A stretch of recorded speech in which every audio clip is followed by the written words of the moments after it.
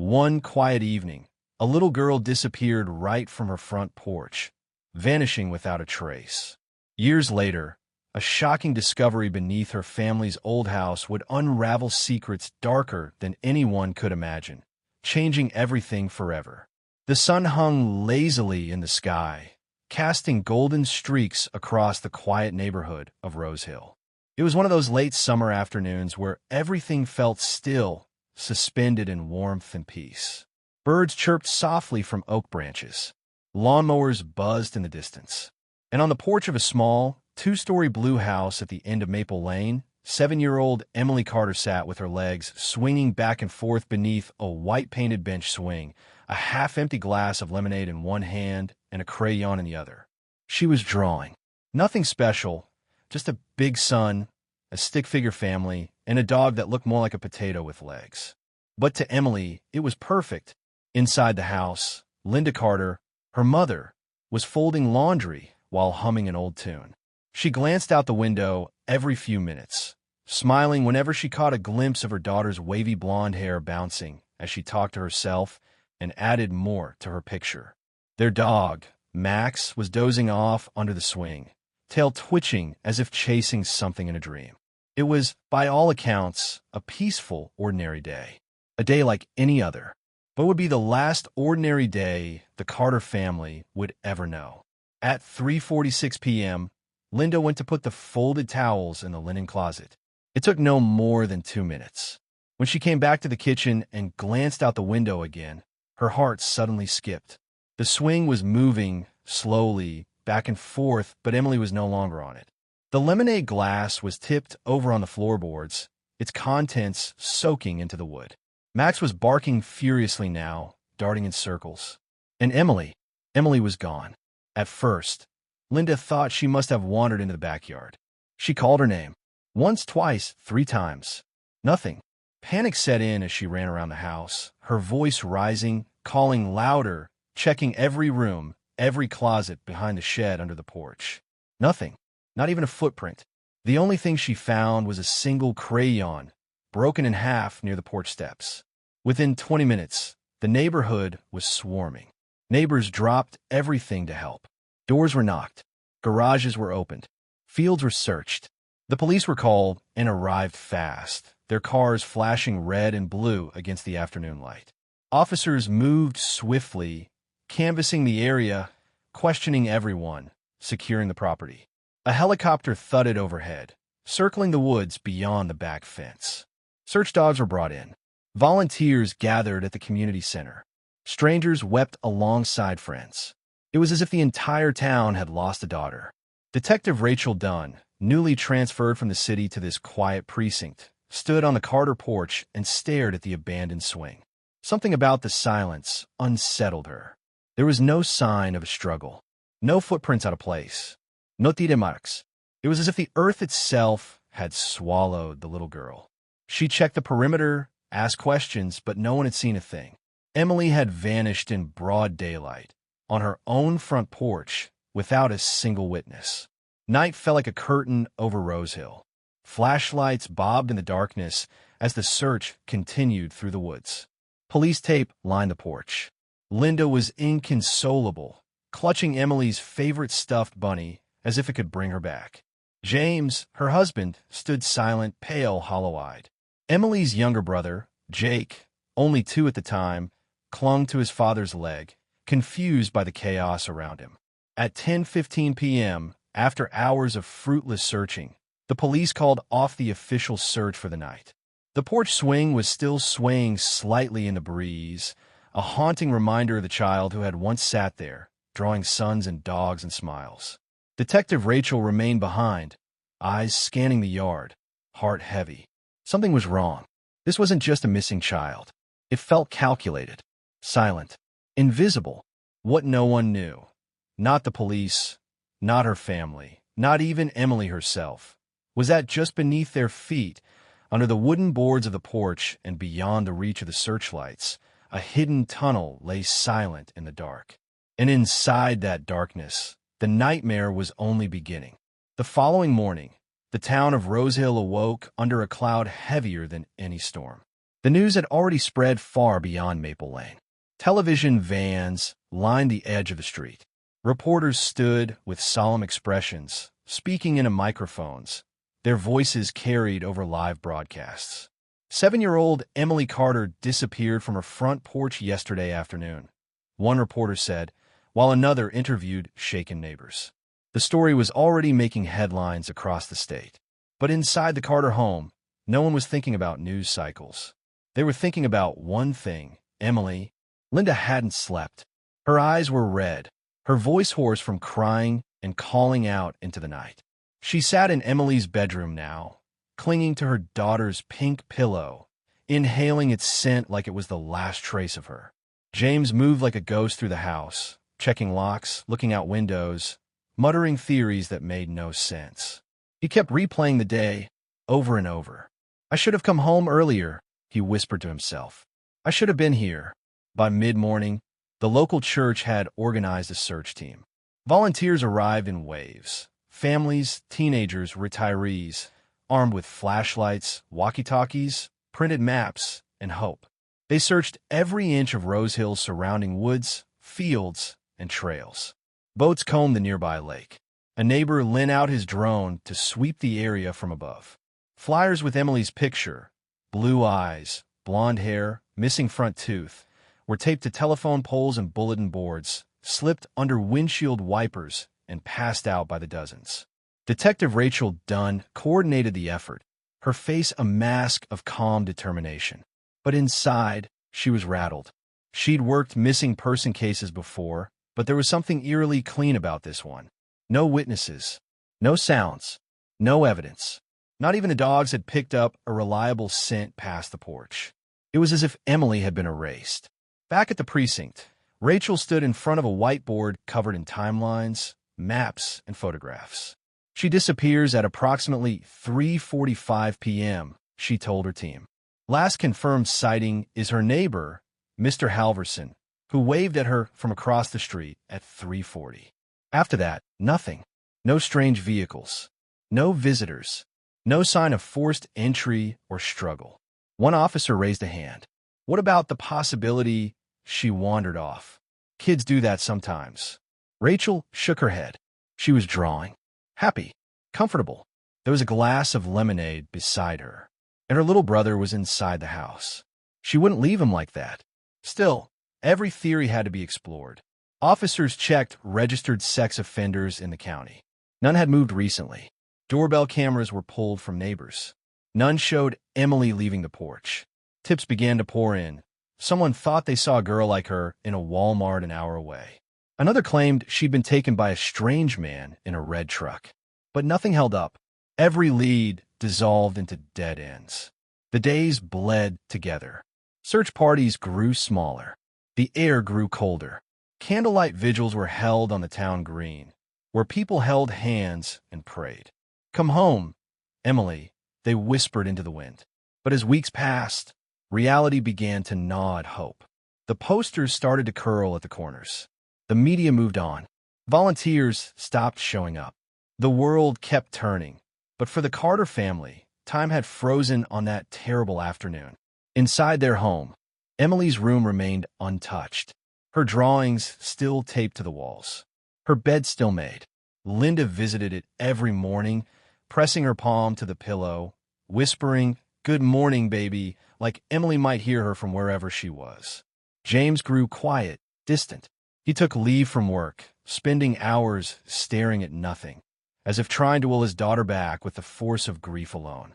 And Jake, just a toddler then, started having nightmares. He didn't remember much, but sometimes when he played near the porch, he'd stop suddenly, look around with wide eyes, and whisper, "Just someone's here." Detective Rachel stayed on the case long after the rest of the world had let go. She couldn't stop thinking about it, about the way the porch swing moved, the silence, the clean disappearance. Something didn't add up.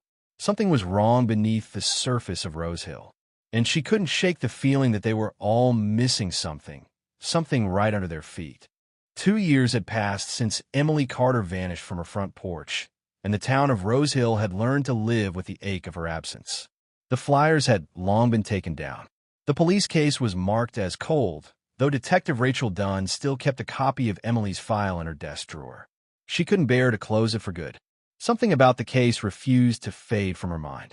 She drove by the Carter home at least once a week, sometimes parking across the street, and just sitting, watching the porch where the swing no longer moved. Inside the Carter house, time had done little to mend the wounds. Linda no longer visited Emily's room every day, but she couldn't bring herself to pack anything away. The room remained untouched, like a shrine to a moment that refused to let go. James buried himself in work and repairs around the house, constantly fixing things that didn't need fixing.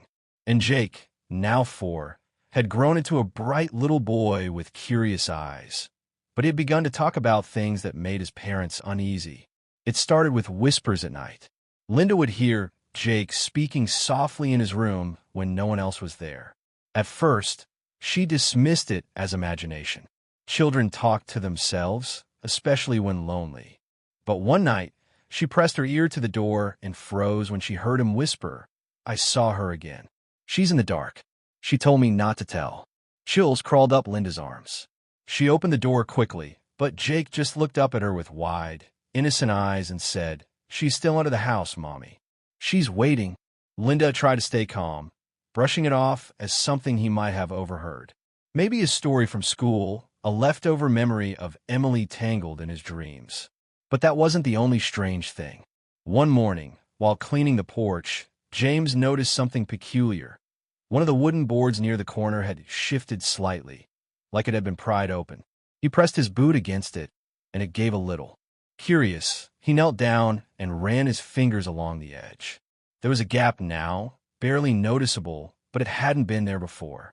He pulled out a flashlight and shined it into the crevice, expecting to see soil or tree roots. Instead, he saw what looked like old, rotting beams, and behind them, something hollow. He didn't say anything to Linda at first. He didn't want to stir up more fear, more pain. But that night, he couldn't sleep. He kept thinking about what Jake had said. "She's under the house." That same week, the family began hearing odd noises, scraping, faint thuds, like something shifting beneath the floorboards.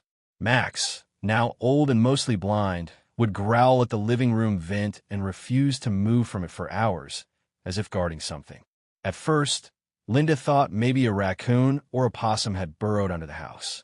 She called pest control. They checked everything. Nothing. No signs of intrusion. No animals. No droppings. Nothing at all. But the sounds continued. Then came the drawing. One morning, Jake brought a piece of paper to the kitchen table, proudly holding it up to his mother. "It's Emily," he said. Linda smiled faintly, assuming he was remembering her. But when she looked closer, her smile vanished. The girl in the picture was standing beneath a house, clearly drawn with stick beams and shadows. Her eyes were wide. Her mouth was a small O, like she was whispering something. And beside her, drawn in heavy black crayon, was a tunnel leading into darkness. Linda's hands trembled as she held the paper. "Jake, who told you to draw this?" Jake shrugged. "Emily did. In my dream. She said it's her house now. But she doesn't like the man in the dark." That was the moment Linda called Detective Rachel Dunn again. Within an hour, Rachel was back at the Carter house, standing on the porch that had haunted her thoughts for 2 years.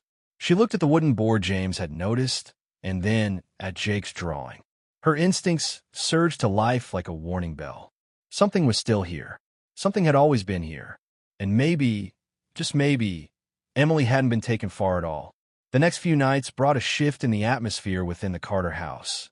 Subtle at first, but unmistakable. Shadows seemed to hang heavier in the corners of rooms. The air felt colder, the silence deeper, and Jake's nightmares became more vivid, more urgent.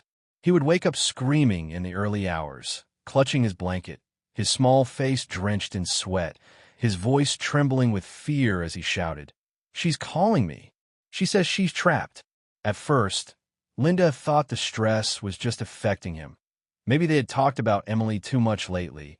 Maybe their whispered worries had crept into his dreams. But as the nightmares persisted, it became impossible to ignore that something deeper was at play. Jake described things he couldn't have known, things no 4-year-old could fabricate. One morning, after a particularly restless night, He told Linda. She said there's a door under the porch. It's locked from the inside. She can't open it anymore. Linda's hands shook as she poured him cereal, her mind racing. What door, baby? Jake looked up from his bowl, his expression far too serious for a child. The one with the metal handle and the red mark. She said the man closed it and told her to be quiet. But she doesn't want to be quiet anymore. Later that afternoon, Linda called Rachel Dunn again. The detective returned quickly, concern etched into her face. Sitting at the kitchen table, she listened carefully to Jake's quiet, eerie words. Rachel took notes as he described a narrow space, cold and dark, with voices that echoed. There's a noise like dripping, Jake said, frowning. And sometimes she sings, but it's not happy. Rachel had heard enough. She decided it was time to do something she had wanted to do since day one, but could never justify before. That evening, she brought in a small team with ground-penetrating radar. If there was anything buried, hidden, or tunneled beneath the Carter house, they would find it. While the team worked outside, Jake remained inside with Linda, drawing again. This time, his picture showed a girl curled up in a small room beneath what looked like floorboards. She was crying. Behind her stood a large figure, tall, with no face. Jake colored it entirely in black crayon. When Rachel saw the drawing, her blood turned to ice. Outside, the radar team had found something. There's an irregularity, one technician said, pointing to the screen. About 5 feet below the porch. Could be a buried structure. Narrow, long, not a natural formation. Rachel didn't waste a second. With the Carters' permission, they pulled up the boards and began digging. The soil beneath was looser than expected, like it had been disturbed before. After an hour of careful excavation, they uncovered something astonishing. A metal hatch, half-rusted, with a red smear across its handle, exactly as Jake had described. Rachel stared at it in disbelief. How had this been missed? In all the early searches with dogs, thermal imaging, and every expert they had called in, how had no one thought to dig here? As the sun dipped behind the trees and darkness settled over Rose Hill, Rachel reached for the hatch handle. She paused, looking back at Linda and James, who stood on the porch holding each other tightly. Jake clung to his mother's leg, watching the hatch with wide, haunted eyes. Rachel turned back and opened it. A rush of cold air blew upward, damp and stale, like the breath of something ancient. A narrow tunnel stretched below, barely wide enough for a grown person to crawl through. The beam of Rachel's flashlight cut through the darkness, revealing wooden supports, dirt walls, and something else. Marks scratched into the walls. Tiny fingernail trails. Child-sized. Rachel's voice was steady but quiet. Get back up. And someone call child services. We're going in. And as the first officer dropped into the tunnel, Jake looked up at his mother and whispered, "She's not mad anymore. She knows you're coming." The air from the open hatch was thick and foul, like the breath of a place that had been sealed off from the world for far too long. Rachel Dunn stood at the edge of the opening, her flashlight cutting a narrow beam into the dark, low tunnel that extended beneath the house. Around her, the officers she had called and formed a cautious perimeter. The Carters stood together nearby, holding each other close, while Jake watched silently, his eyes focused not on the officers or the hatch, but on something far below, as if he could see through the dirt and wood and time itself. "Looks like a hand-dug passage," Officer Harris said as he examined the entrance. "Reinforced with old timber. Whoever built this wasn't in a rush. They had a plan." Rachel nodded, her face pale but resolute. "We're not waiting. I want someone in there. Carefully. We don't know what we're walking into." She crouched at the hatch's edge, breathing through her mouth. The stench of mold, earth, and something older lingered like a warning. She waved to Officer Kellerman, the leanest of the group, who slipped on gloves, strapped on a helmet with a mounted light, and dropped slowly into the hole. As soon as he touched the floor of the tunnel, the beam of his light swept across the walls. Crude scratchings covered the dirt, some appearing like tally marks, others resembling panicked letters. The silence down there felt unnatural. Kellerman moved slowly forward, one arm ahead of him as he crawled, the other gripping his flashlight. "Tunnel's about 4 feet high," he said through the radio. Smells like rot. And something else. Chemical, maybe? There's insulation along part of the wall. This wasn't just a hole in the ground. Rachel followed the officer's voice on the radio, her eyes glued to the shadows moving just beyond the flashlight's reach. The tunnel snaked forward for what felt like forever. Then, suddenly, Kellerman's voice crackled. I found something. A door. On the surface, a hush fell over the group. Rachel leaned in. Describe it. It's wood. Old. Reinforced with metal bars. There's a sliding hatch at the top. From the inside, I think it's been used recently. There's food wrappers. Bottles. This isn't just a hideout. Someone was staying here. Can you open the door? Rachel asked. A pause. Then the sound of creaking wood through the radio. It stuck. But wait. Hold on, yes. I'm in. Rachel closed her eyes for a moment, steeling herself, then signaled to the backup officer. Send a second man down. Stay in contact. I'm coming in next. As Kellerman stepped into the cramped space beyond the tunnel, he gasped. You need to see this. There's drawings on the wall, childlike. A name written over and over again. Emily, Emily, Emily. There's a mattress. And something else. Rachel's voice was sharp. What? A necklace, Kellerman said. A locket, just like the one in the missing persons file. On the surface, Linda Carter's knees buckled as Rachel gently held the locket in her gloved hand. Just moments later, Linda didn't need to open it. She already knew what was inside. A tiny picture of her and Emily at the county fair. She had taken it the week before her daughter vanished. This was hers, Linda whispered. She wore it every day. It was her favorite. Rachel's voice was calm, but her fingers clenched the locket tighter. Then we know she was here. James stared down at the hatch, his face pale. Why? Why here? Why would someone build a tunnel under our house? Rachel shook her head. That's what we're going to find out. But as night settled over Rose Hill and the team prepared to excavate the rest of the tunnel, Jake wandered away from his mother and stood at the edge of the porch. He stared into the trees beyond the backyard. Quietly, he whispered to the wind, he's still down there, watching, but he can't stop you now. The deeper they explored, the darker the story became. Rachel descended into the tunnel the following morning, wearing a fresh pair of gloves and a protective mask. Her flashlight illuminated the space Kellerman had discovered, the cramped underground room hidden beneath the Carter home. Its very existence was a chilling violation, as if someone had carved out a private world of secrets and horror right beneath the surface of normal life. And now, for the first time, daylight would touch this forgotten chamber. The air was thick with mildew and dust. The walls, though dirt-packed, had been roughly reinforced with wooden beams. On one side, a mattress lay on the ground, thin, filthy, and stained with age. On the wall beside it were drawings, scrawled in crayon and charcoal, some of them childish, others unsettling in their intensity. Most bore one word over and over, Emily.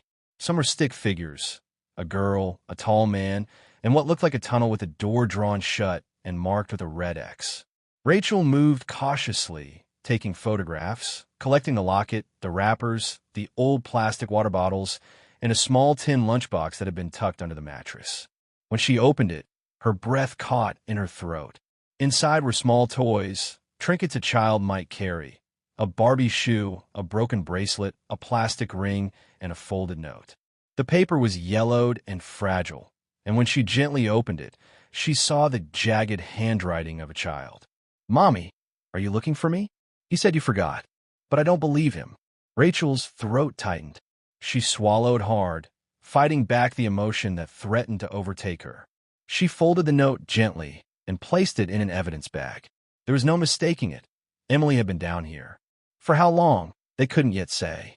But she had lived and suffered, right under the home where her family had spent years grieving her loss. By midday, forensics arrived.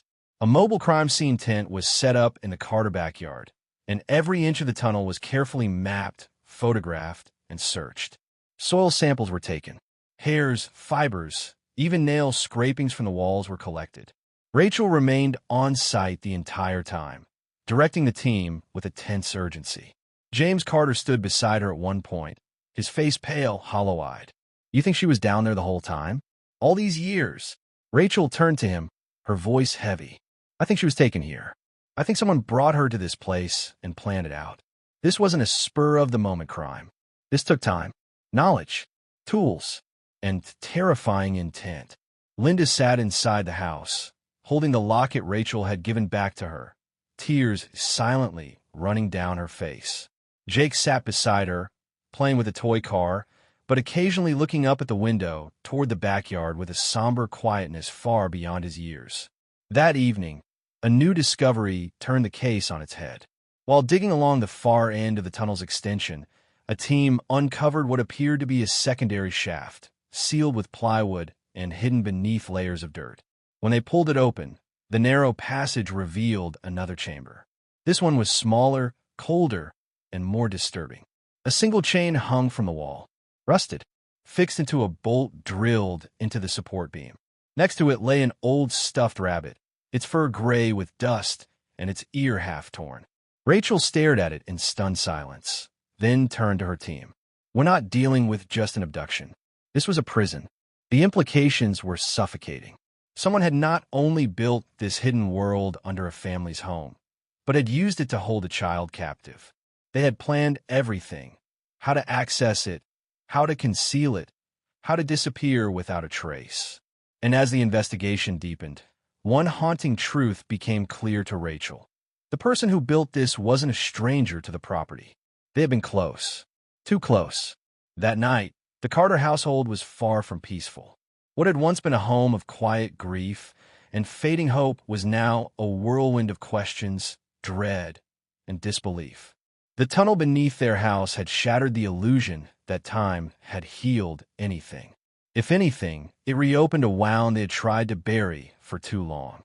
James sat alone at the dining table, hands clasped tightly in front of him. His knuckles were white. Rachel had given him space after the discovery, but now she stood near the kitchen, watching silently. How could this have been here? He whispered, barely audible. How did I never see it? I built this house with my own hands.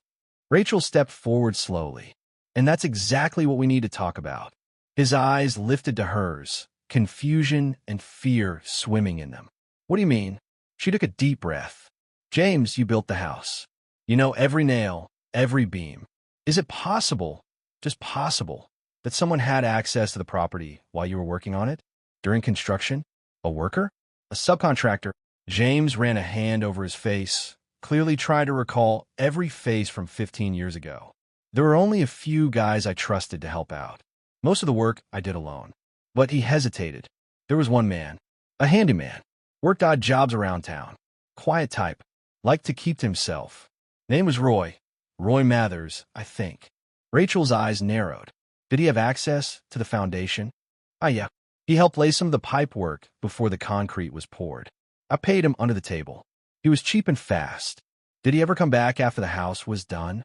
James shook his head. Not that I remember. He vanished, moved, or something.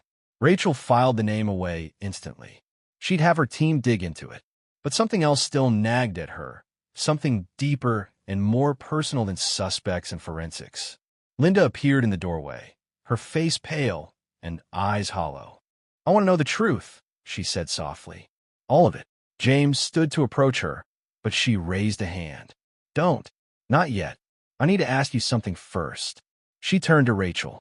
Is it possible She stopped, her voice catching in her throat. Is it possible James had something to do with it? The room fell into silence. Rachel didn't respond immediately. Instead, she looked between them, husband and wife, torn apart by suspicion and the horror now literally beneath their feet. There's no evidence pointing to James at this time, she said carefully. But we're not ruling anything out. We can't afford to. James looked like she had punched him in the gut.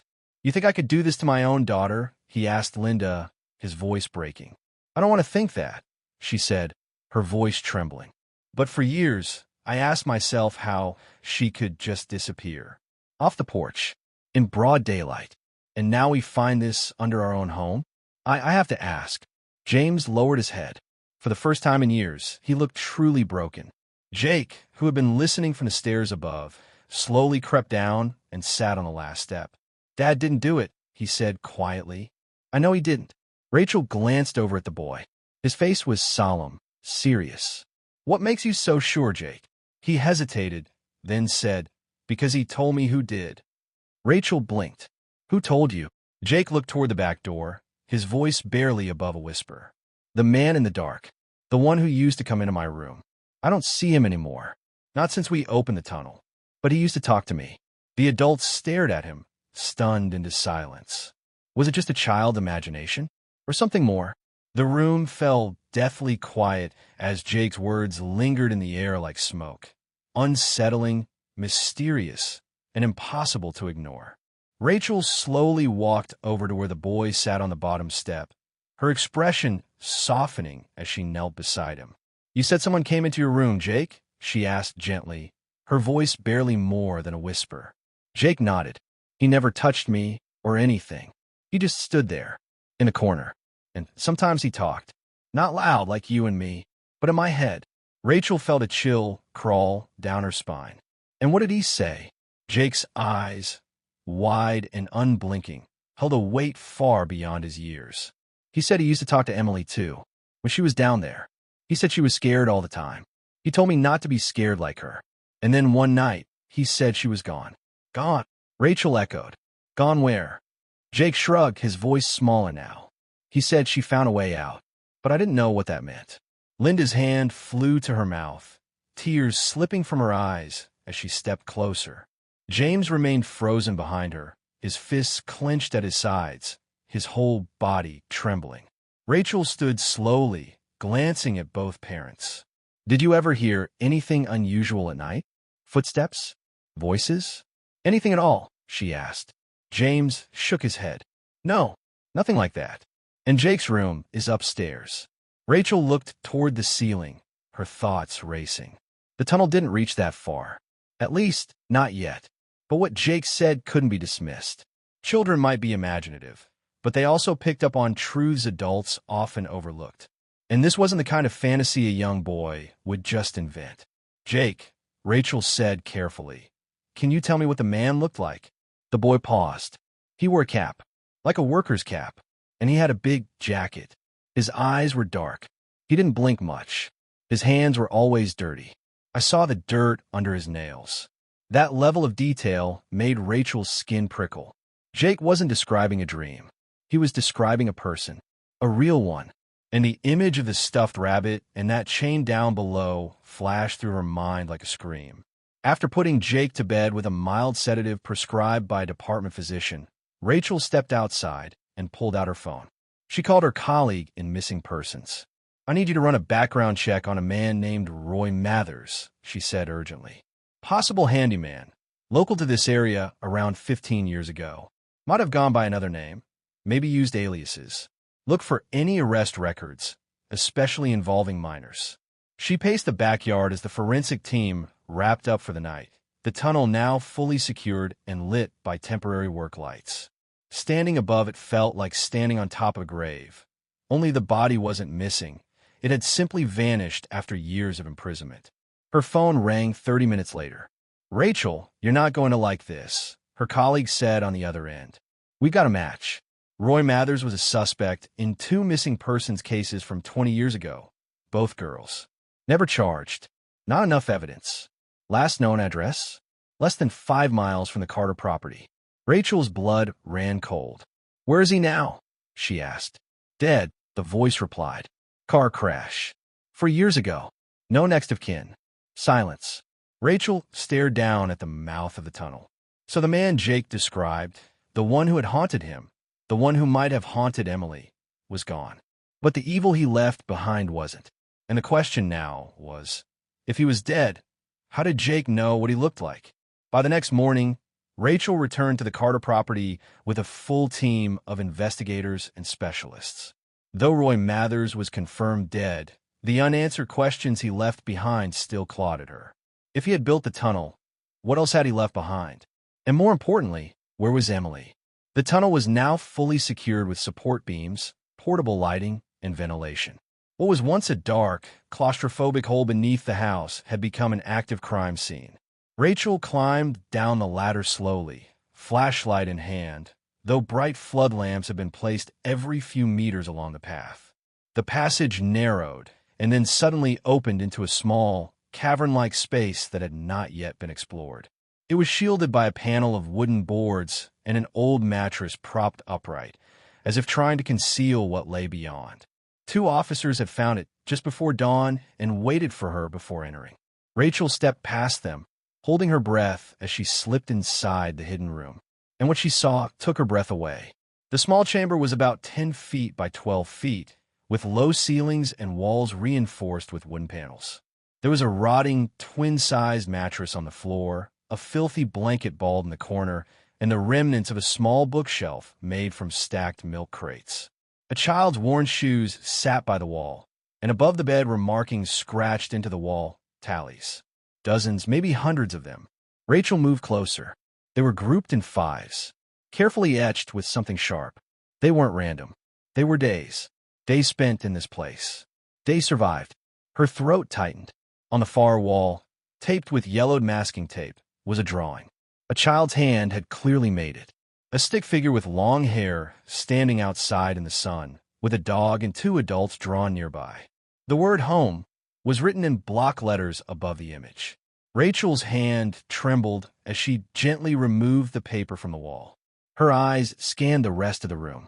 There were empty food cans stacked neatly in a corner, some dated as far back as 2011. A cracked mirror leaned against the far side, and beside it sat something that made Rachel go cold.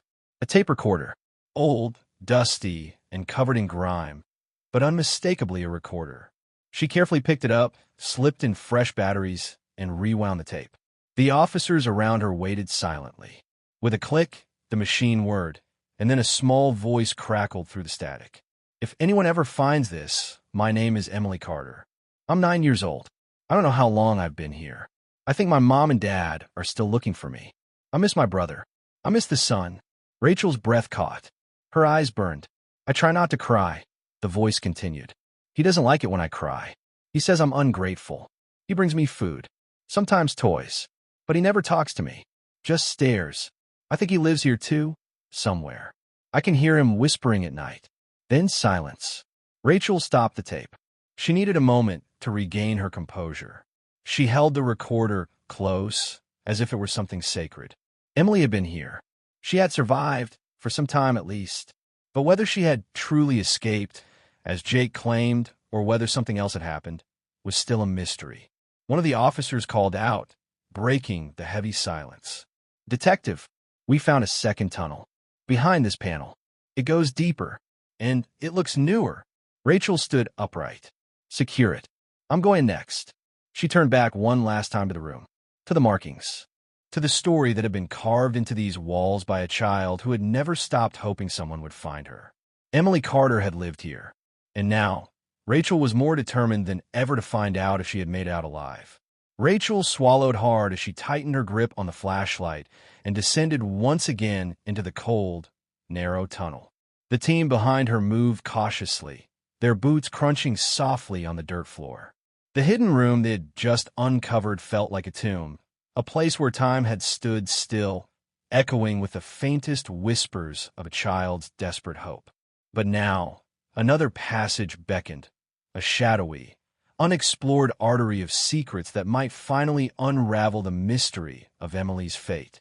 The new tunnel was narrower and darker, with rough walls that looked freshly dug, contrasting sharply with the aged wooden supports in the main cavern. It stretched forward like a black snake disappearing into the earth, pulling Rachel deeper into the unknown. Her heart pounded in her chest, a mix of dread and determination driving every step. The team moved methodically, calling out softly at intervals, listening for any sign, any noise that could indicate the presence of another person or something else. The air grew damp and heavy, filled with the scent of mold and earth. Then about 50 feet in, the passage opened into a second chamber, this one smaller but distinctly different. What caught Rachel's eye immediately was the faint glow emanating from a small, grimy window near the ceiling.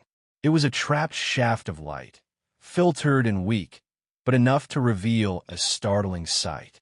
Scattered across the floor were personal belongings: a cracked porcelain doll missing one eye, a worn-out pair of shoes, a faded diary with pages torn and stained, and most chillingly, a bundle of letters tied with a frayed red ribbon. The sight made Rachel's breath hitch. This wasn't just a forgotten hideout. It was a carefully preserved shrine to someone's life, someone who had been trapped and desperately clung to the fragments of their existence. Rachel carefully picked up the diary and opened it, the brittle pages trembling under her fingers. The handwriting was childlike but steady, telling a heartbreaking story of captivity, fear, and flickers of hope. Day 47. He was angry today. Said I was trying to run away. I'm scared. I hope Jake is okay. I think about Mom and Dad. I miss the porch, the sun. I wish I could hear the birds again. As Rachel read on, the diary revealed a harrowing timeline, chronicling Emily's daily struggles and the cruel treatment she endured. The last entry was dated nearly 2 years after her disappearance. A silent scream carved into the pages. Suddenly, a low creak echoed from a corner of the chamber. Rachel's hand instinctively moved to her sidearm, heart thundering. She moved toward the sound and discovered a loose floorboard. Kneeling, she pried it up to reveal a narrow shaft beneath. Too small for an adult, but maybe enough for a child. Inside the shaft was a small bundle wrapped in cloth. Rachel carefully pulled it out, unfolding the fabric to reveal a tiny, cracked music box. The delicate notes it played despite the damage felt haunting, as if reaching across time and space. Her mind raced. Was this left by Emily as a sign, or a clue left by her captor? The implications were chilling either way. Back upstairs, Rachel gathered the family to share the discovery. James and Linda clung to each other, their eyes wet with a mixture of grief and hope. Jake, quiet and withdrawn, looked at the music box with a strange recognition, a flicker of understanding crossing his face. The investigation now had a new direction. Someone had gone to great lengths to keep Emily hidden not only physically but also within layers of secrets buried beneath the house. Rachel knew the path ahead would be difficult, that the shadows lurking in this case were far from fully exposed. But with each discovery, the silence that had haunted the Carter family for years began to crack. And somewhere in the depths of those tunnels, the truth about Emily's fate waited patiently to be uncovered. The discovery of the music box and Emily's diary had breathed new life into the investigation. Rachel spent the next few days meticulously going through every piece of evidence found in the tunnels. The diary entries, though heartbreaking, provided crucial clues about Emily's daily life in captivity and hinted at moments when she might have come close to escape. Each page pulled Rachel deeper into the child's world, a world of fear, loneliness, but also an unwavering hope. The small bundle of letters tied with a red ribbon intrigued Rachel the most. Carefully untangling them, she found correspondence from an unknown sender addressed to Roy Mathers. The letters were cryptic, filled with veiled threats and warnings, suggesting a tangled web of secrets far beyond a simple kidnapping. One letter caught her eye. It referenced a deal gone wrong and a debt that must be paid. The tone was ominous, hinting at financial troubles and dangerous alliances. This new revelation expanded the scope of the case beyond a missing child and a disturbed captor. It hinted at something far darker, involving criminal networks and secrets that Roy had desperately tried to hide. With the new leads, Rachel reached out to the police's cybercrime unit. They traced the letters to an anonymous email account that had been active around the time Emily disappeared.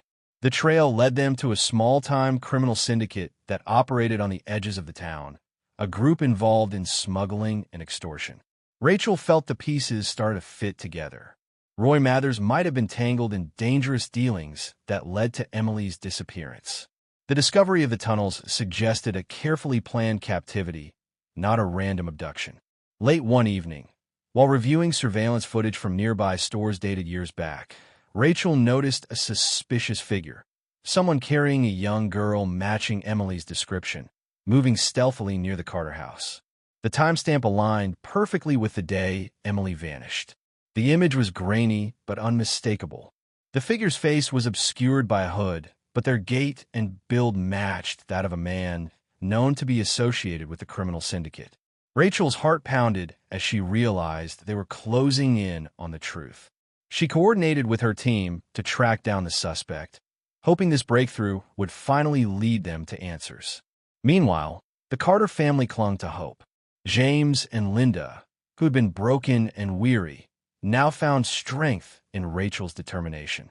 Jake, though still quiet, offered what little information he had, memories of strange visitors and muffled arguments he had overheard as a child. The investigation was no longer just about finding Emily. It had become a mission to dismantle a criminal operation that had corrupted their town and destroyed a family. As Rachel prepared for what might be the most dangerous phase of her investigation, she steeled herself. She knew the path ahead would be fraught with risk, but the chance to bring justice and closure to the Carters made every danger worth facing. The secret tunnels had revealed their first truth, but many more secrets remained buried, waiting to be uncovered. Rachel's investigation had reached a critical point. The pieces were falling into place, and the identity of the suspect who had taken Emily was becoming clearer by the day. The man was connected to the criminal syndicate that had infiltrated the town, a dangerous figure with a violent past and no hesitation to use force. Now, Rachel had to decide the next step carefully. One rainy evening, Rachel received a call from her informant, a former member of the syndicate who had decided to cooperate. "They're planning to move her," the voice on the line whispered urgently. "Tonight. The girl, they're still holding her somewhere. It's time to act." Rachel's heart surged with a mix of hope and dread. Could Emily still be alive after all these years? The possibility ignited a fire inside her that had been dimmed only by years of frustration. Rachel and her team coordinated a swift but cautious operation to raid a rundown warehouse on the outskirts of town.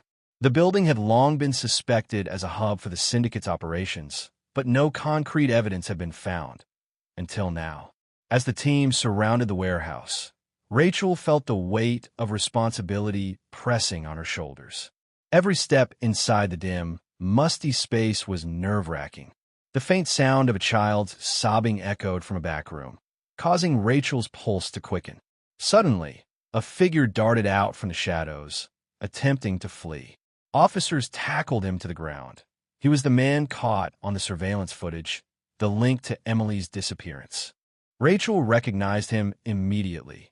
Mark Benson, a criminal with a history of violence and connections to Roy Mather's shady dealings. Inside the back room, Rachel found her. Emily, now a teenager, with haunted eyes but alive. She was thin, but her spirit was unmistakable. Rachel approached slowly, kneeling down to meet Emily's gaze. "It's over now," Rachel whispered. "You're safe." Emily's relief was overwhelming, and tears streamed down her face as she clung to Rachel like a lifeline. The years of silence, fear, and isolation shattered in that moment, replaced by a fragile but powerful hope. The rescue was hailed as a breakthrough, bringing light to a case that had haunted the town for years. Rachel knew the road to healing would be long for Emily and her family, but the nightmare was finally ending. Justice would be served, not only for Emily but for all the shadows that had concealed the truth beneath that old house. After Emily's rescue, the atmosphere in the Carter household shifted dramatically. The years of pain, fear, and uncertainty that had hung like a dark cloud finally began to lift, replaced by cautious hope and a renewed sense of family. Rachel remained deeply involved, not just as an investigator, but as a compassionate ally helping the family navigate the complicated path to recovery. Emily's physical state was fragile. The years in captivity had taken a heavy toll. She was under constant medical supervision, receiving the care she desperately needed. But more challenging was the emotional healing. The trauma of isolation, the constant fear, and the loss of normal childhood years weighed heavily on her young shoulders. The Carter family struggled with their own emotions, guilt, relief, and an overwhelming desire to rebuild what had been shattered. James, Emily's father, often sat by her bedside, holding her hand and whispering promises that they would never be apart again. Linda, Her mother took on the role of a fierce protector, determined to provide the safety and love Emily had been denied for so long. Rachel coordinated with child psychologists and trauma specialists who worked closely with Emily, helping her regain trust and find her voice again. Small milestones, like a genuine smile or a simple conversation, became precious victories. Jake, Emily's older brother, faced his own complex feelings. He had grown up without his sister, but now that she was back, their sibling bond was both comforting and complicated. There were moments of frustration and confusion, but slowly, they started to rebuild their connection through shared memories and new experiences. The media attention brought both support and intrusion. The town rallied around the Carters, offering resources, counseling, and community events to help Emily reintegrate. But privacy remained a priority for the family, who wanted to heal without the relentless glare of public scrutiny. Rachel often reflected on the fragile strength of the human spirit. Emily's survival was a testament to resilience. A young girl who had endured unimaginable hardship but still clung to hope. It reminded her why her work mattered so deeply. Though the tunnels beneath the house had revealed horrifying secrets, they also symbolized a journey from darkness into light. The Carter family's story was no longer just one of loss, but of courage, love, and the promise of new beginnings. Healing was not immediate, nor was it easy, but with each passing day, Emily reclaimed pieces of the life that had once been stolen from her. And through it all, the Carters held onto the most important truth. Together, they could face whatever the future held. Despite the initial relief and progress, the past remained an ever-present shadow over Emily and her family. As she slowly reclaimed her life, Rachel knew that confronting what had happened was essential for true healing. The secrets buried in the tunnels, the men who had kept Emily captive, and the dark forces behind the crime needed to be fully exposed, not just for justice, but for closure. One afternoon, Rachel sat with Emily and her parents in the quiet living room. "Emily," she said gently, "it's okay to talk about what happened whenever you're ready. Your story matters, and it will help us stop this from ever happening again." Emily nodded, her voice fragile but determined. She began to share pieces of her ordeal, the loneliness, the fear, and the rare moments of kindness that kept her going. With each word, the family listened with tears and sorrow, holding on to her as she bravely faced her trauma. Meanwhile, the police intensified their investigation. Using Emily's testimony, they traced the network responsible for the kidnapping and the cover-up. Several arrests followed, including key figures in the syndicate who had profited from the crimes.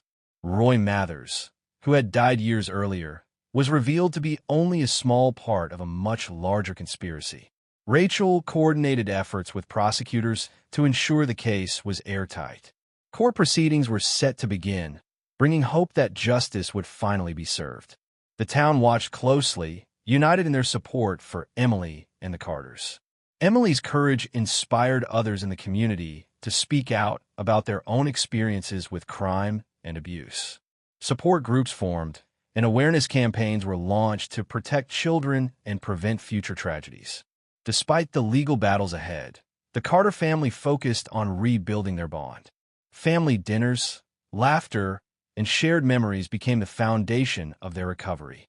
Emily returned to school, supported by teachers who understood her unique challenges. Rachel often visited, offering encouragement and reassurance. She admired Emily's strength, knowing that the journey was far from over, but confident that the girl who had disappeared from the front porch was now reclaiming her future. Facing the past was painful, but was also liberating. The darkness that had once threatened to consume Emily was now illuminated by truth and justice.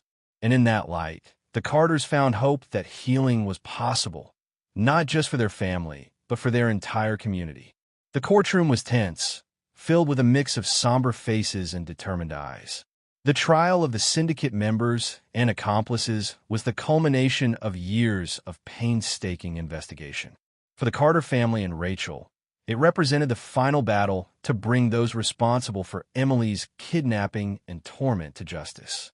Emily's testimony was both heart-wrenching and powerful. She described the dark tunnels, the fear she had endured, and the moments of courage that had kept her alive. Her voice trembled at times, but her resolve never wavered.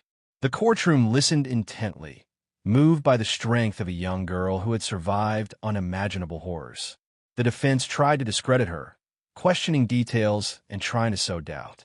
But the overwhelming evidence, the diary, the music box, the letters, and the secret tunnels themselves, painted a clear and undeniable picture. Witnesses from the police force and forensic experts corroborated Emily's story, detailing the meticulous investigation that had uncovered the truth. Outside the courtroom, community members gathered to show support, holding signs of solidarity and hope. The media coverage, which once threatened to overwhelm the family, now highlighted their resilience and courage. After weeks of testimony and legal arguments, the verdict was delivered, guilty on all counts. The syndicate leaders received lengthy sentences, ensuring they would never harm another child. For the Carter family, it was a bittersweet victory, a justice hard-earned, but a chapter finally closed. Rachel stood beside Emily and her parents as they left the courthouse, their faces marked by relief and a quiet pride. The nightmare was over, but the scars remained. Yet, in that moment, they were united in their strength, knowing that they had reclaimed their lives from the darkness. The town also felt the impact. The case had shaken the community to its core, exposing corruption and cruelty that had been hidden for years. But it also sparked a movement toward greater awareness and vigilance, inspiring reforms in law enforcement and child protection policies. For Emily, the trial was a turning point. She could now begin to live not as a victim, but as a survivor, a young woman empowered by the truth and the justice served on her behalf. As the sun set on the courthouse steps, Rachel reflected on the journey. The tunnels under the old house had revealed more than secrets. They had uncovered a story of loss, hope, and ultimately, redemption. With the trial behind them and justice served, the Carter family began to embrace a future once thought impossible. The wounds of the past, though deep, gradually started to heal, replaced by hope and the promise of new beginnings. Emily, now free from the shadows that had once trapped her, took her first tentative steps toward reclaiming the life that had been stolen from her so many years ago. The community that had rallied around the Carters stood steadfast, offering support and friendship as they moved forward. Emily returned to school, this time surrounded by classmates and teachers who understood her story and championed her resilience. Each day brought new challenges, but also new victories, moments of laughter, learning, and connection that slowly rebuilt her confidence. Rachel continued to visit, not as an investigator, but as a trusted friend and mentor. Their bond was a testament to the power of compassion and perseverance. Together, they dreamed of turning the nightmare into a mission, raising awareness about child safety and ensuring no other family would endure the same pain. At home, the Carters found strength in their togetherness. James and Linda cherished every moment with their daughter, determined to create a safe, loving environment where Emily could thrive. Jake, too, grew closer to his sister, their sibling bond forged anew in the fires of shared trauma and hope. The tunnels beneath the house, once a symbol of terror and secrets, were sealed and transformed into a memorial, a place to honor Emily's courage and the community's resilience. It became a reminder that even the darkest places could lead to light, and that truth, no matter how deeply buried, could set people free. Emily's story inspired others beyond the town's borders. Her journey from disappearance to freedom was shared widely, sparking conversations about vigilance, justice, and the unbreakable human spirit. She became a voice for those who had no voice, advocating for change and healing. As the seasons changed, the Carters celebrated milestones, birthdays, graduations, and quiet moments of joy that once seemed impossible. The past was never forgotten, but it no longer defined them. Instead, it was a chapter in a larger story, one of survival, love, and renewal. Rachel often reflected on the path that had brought them here. The secret tunnel had uncovered far more than a hidden passage beneath a house. It had revealed the depths of human cruelty and the heights of human courage. It had shown that even in the darkest hours, hope could survive and flourish. And as the sun rose on a new day, Emily stood at the threshold of her future, ready to step forward, stronger, wiser, and free. Emily's journey from a frightened little girl who vanished from her front porch to a brave young woman reclaiming her life reminds us all of the incredible strength of the human spirit. It's a story of pain, resilience, and ultimately, hope, a powerful testament that even in the darkest moments, light can break through. The Carters' unwavering love and the community's support show that healing is possible and justice can prevail. Thank you so much for joining us on this emotional journey. If this story touched your heart, please don't forget to like, share, and subscribe to our channel. Your support means the world and helps us bring more true stories of courage and hope to light. We'd love to hear your thoughts, so leave a comment below and tell us what moved you the most. Together, let's continue to honor the strength of survivors and remind each other that no one is ever truly alone. Stay safe, stay hopeful, and see you in the next story.